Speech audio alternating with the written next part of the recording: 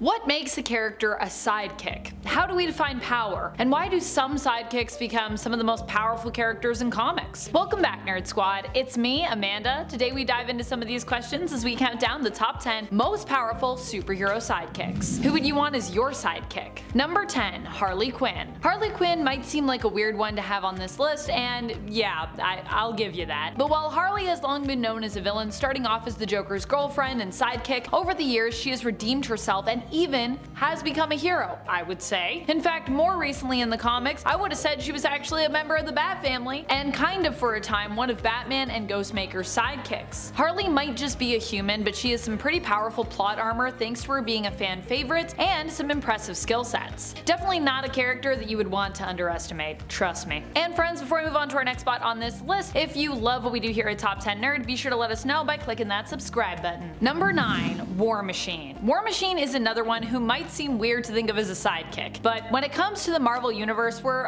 a little bit limited in terms of the options that we have available for sidekicks. So for Marvel, we're gonna be considering close partners and seconds in command as sidekicks, because really a sidekick is kind of just that, a close associate who doesn't hold as much authority as their other counterpart. Which is exactly where War Machine started when it came to his relationship to Tony Stark's Iron Man. In fact, when James Rhodes first met Stark, Iron Man had just built his first set of armor and was looking to return home. Rhodes helped him get safely back to the States, and Stark offered him a job, which he initially declined. However, Rhodes would later come to accept Stark's offer, becoming his employee, personal pilot, and close friend and confidant, with Stark eventually passing on his mantle to Rhodey for a time, and later making him his own set of War Machine armor and hoping that he would kind of take over the role of Iron Man. Didn't work out too well that time because Tony kind of pretended that he was dead and he wasn't dead, so yeah, Rhodey didn't like that too much. Number 8, Robin. But just which Robin are we talking about? Well, I think for our part 1, it's only fair that I include the first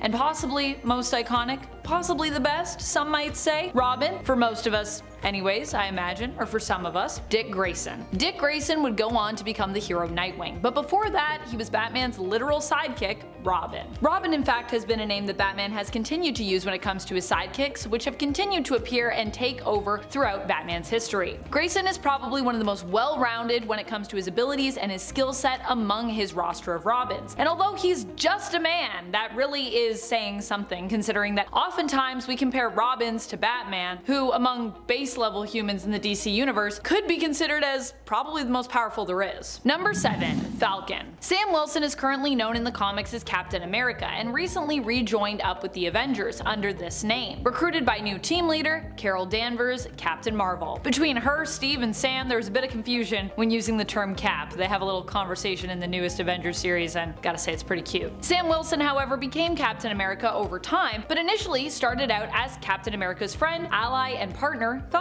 To call him a sidekick honestly feels like a little bit of an understatement because, I mean, Sam Wilson, kind of like War Machine, kind of his own man in his own right, but compared to the leading star at the time in the comics of Steven Rogers, Falcon could be seen as such. After all, he was Steve's partner and Steve was kind of, you know, the more main character between them at the time. Number 6, Jubilee. Jubilee is one of my all-time favorite characters in the Marvel Universe and definitely in the realm of mutants. Honestly, maybe just one of my all-time favorite characters, like just in general, like even outside of comics, considering she was also one of my first cartoon crushes. She is a pretty powerful character too, and I know a lot of people think of Jubilee as the mutant who can create fireworks from her hands, but in reality, she has a lot more going on than just that. What Jubilee is really doing with her abilities is happening at a molecular level, with her creating explosions that Emma Frost believed even had the potential to be subatomic, putting her at a potential nuclear level threat in terms of how much destruction and damage she could cause. And what's more, we even recently got to see Jubilee test this theory while aboard the Collector's Museum space vessel in Exterminators issue number 5, which actually came out earlier this year in 2023. Another reason I personally need to catch up on Exterminators. If you're also wondering why Jubilee is being considered as a sidekick, well, this is because she initially started out as kind of one of Wolverine's young proteges in the comics, even becoming jealous when he brought Android disguised as little girl LCD into the fold. Number 5, Captain Marvel Bunny. Oh my gosh, Captain Marvel Bunny, here we go. How could I forget Hoppy? Hoppy is often the forgotten sidekick of the Shazam family for DC Comics.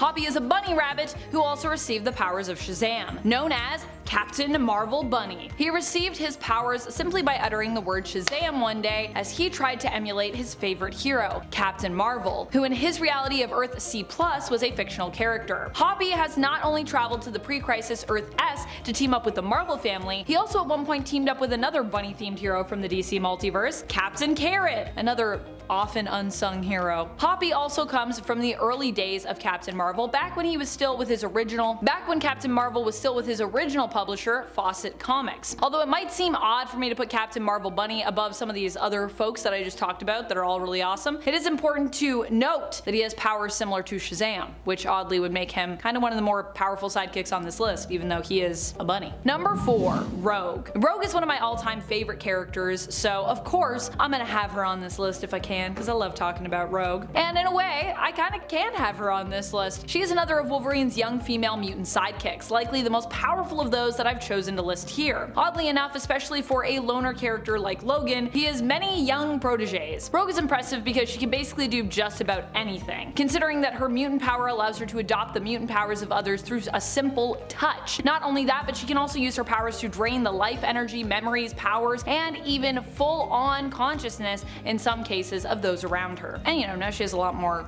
control over her abilities, which is great. Number 3, Wonder Girl. Wonder Girl! There have actually been a few to use this name in the comics, and each one has been sort of posed as the kind of like mini Wonder Woman. While generally Diana fights solo or with the Justice League, Wonder Girl has always been a character that I've thought of as Wonder Woman's sidekick, in the sense that the two characters usually have a mentor-mentee relationship with one another, with Diana often offering guidance when it comes to Wonder Girl's training. For this point, I'd like to focus on my favorite Wonder Girl, Donna Troy. Donna Troy in some respects is like an exact copy of Wonder Woman, which means she actually has a power set very similar to Diana's. However, she generally is known as being not quite as skilled as Diana is, which also makes sense considering that she's a bit younger and she doesn't have quite as impressive an arsenal of weapons and magical items at her disposal. However, she does have her lasso of persuasion, which can be used to encourage people to do what she asks of them, assuming her willpower is stronger than her target's.